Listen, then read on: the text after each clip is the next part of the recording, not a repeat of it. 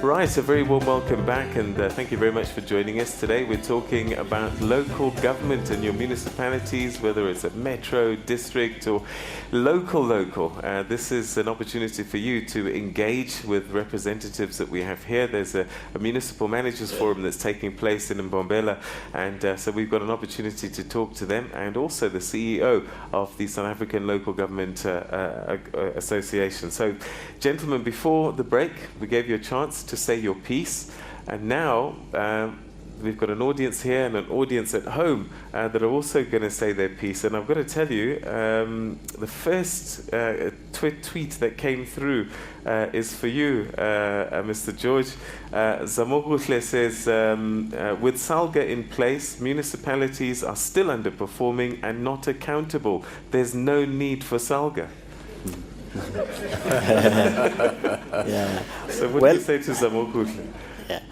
Well, I think it's an interesting observation, but I think in the context of this program that we have as municipal managers, Salga is quite a number of support capacity building initiatives for municipalities, both at the level of the institution itself and also the functionaries in the municipality. For instance, the municipal managers, every cycle we run what we call councillor induction for councillors, and we have now conceptualized a program of orientation of even municipal managers around capacity building so that people can understand what is happening.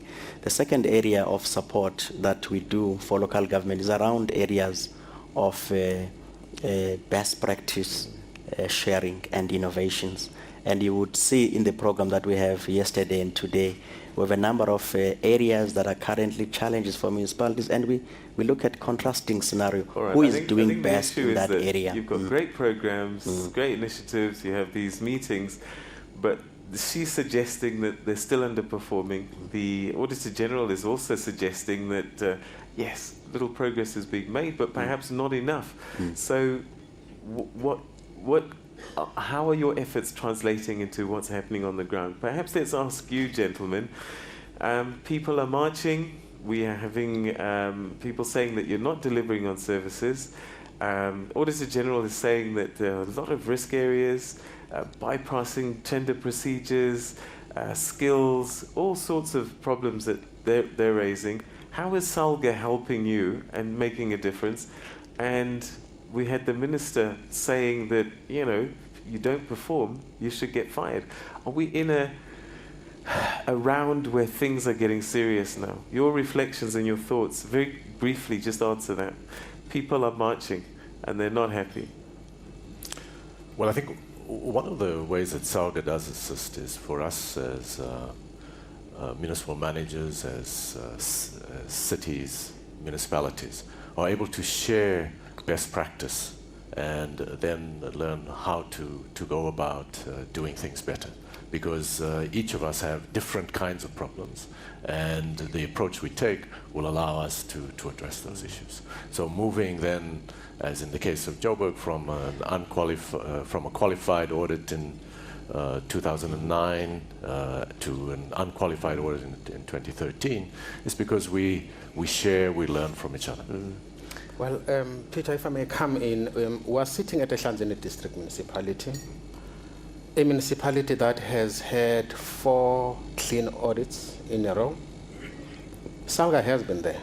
It has been in that particular space. We never started with a clean audit, but we're able to work so very hard with my team, which is somewhere around here, of course, with the support of Salga. But I think what is also critical is, let's admit things we are not doing right. That is very important. Issues of protests, they are a reflection on us as municipal managers. Municipal managers are basically pillars of local government. Now, the whole attitude is, let's look at how strong these pillars are.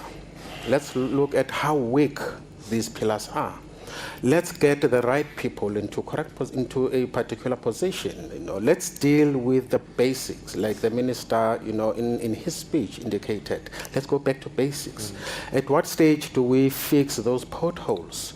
People at some stage complain, you know, these issues, we may look at them as very trivial, but when you go out there, Peter, issues of potholes, issues of water leaks, leakages, and so on, those issues are huge in communities. At what stage do we deal with those quick fix?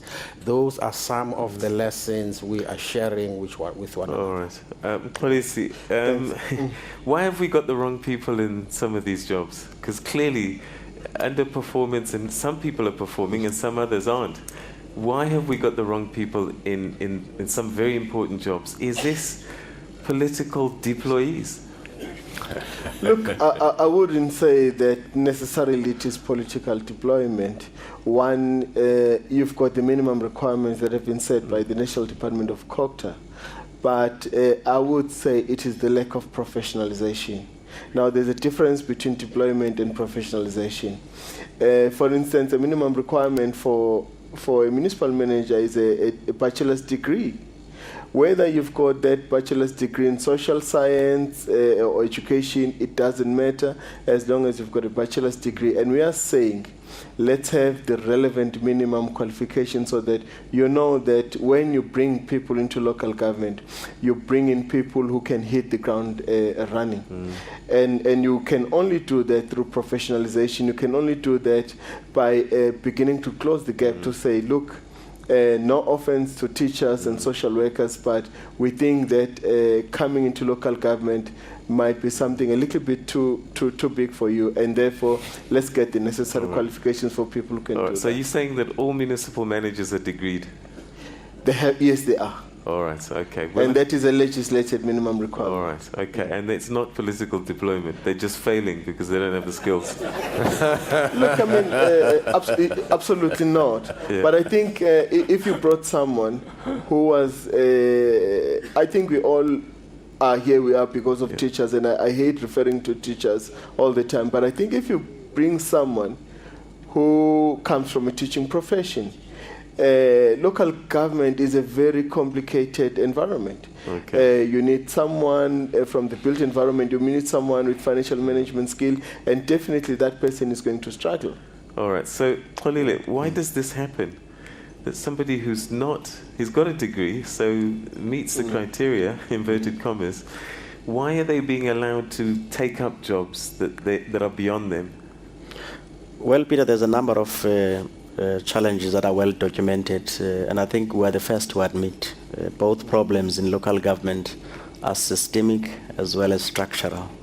So we have tried over the last 10 years to make sure that at least at the level of dealing with structural factors that undermine progress of local government, we must smooth measures. For instance, let's deal with the question of municipal management. There's now minimum requirements, as Mxolisi is indicating, that are in place to make sure that we get the right people in local government.